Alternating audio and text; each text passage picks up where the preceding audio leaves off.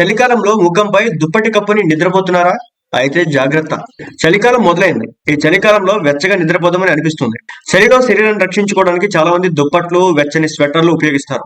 కానీ కొందరికి రాత్రి పడుకునేటప్పుడు తల నుంచి పాదాల వరకు బెడ్షీట్ కప్పుకునే అలవాటు ఉంటుంది. కానీ ఇలా పడుకోవడం వల్ల రకరకాల అనారోగ్య సమస్యలు వస్తాయి. ఈ అలవాట్ల వల్ల ఎలాంటి ఆరోగ్య సమస్యలు వస్తాయి ఇప్పుడు చూద్దాం.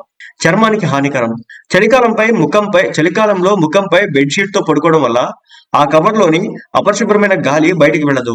ఈ చెడు గాలి చర్మం రంగు మారడానికి కారణమవుతుంది. ముడతలు, మొటిమలు సహా ఇతర చర్మ సమస్యలు వచ్చే అవకాశం ఉందని నిపుణులు చెప్తున్నారు. ఇక ఊపిరితిత్తుల సమస్య. ముఖానికి దుప్పటి కప్పుకొని నిద్రించడం వల్ల ఊపిరితిత్తులకు గాలి అందదు. దీనివల్ల ఊపిరితిత్తులు సంకోచించబడతాయి. ఇలాంటి అలవాట్ల వల్ల క్రమంగా తలనొప్పి, ఆస్తమా వంటి అనారోగ్య సమస్యలు వస్తాయి. నెక్స్ట్, రక్త ప్రసరణను ప్రభావితం చేస్తుంది. దుప్పటితో నిద్రించడం వల్ల శరీరానికి తగినంత ఆక్సిజన్ అందదు.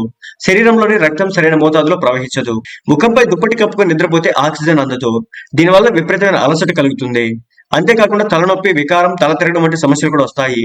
ముఖ్యంగా తలపై దుప్పటి కప్పుకొని నిద్రించడం వల్ల జుట్టు బలహీనపడి జుట్టు రాలడానికి దారితీస్తుంది. తల నుంచి కాలి వరకు దుప్పట్లు ధరించి నిద్రించే అలవాటు ఉంటే శరీర ఉష్ణోగ్రతను పెంచుతుంది.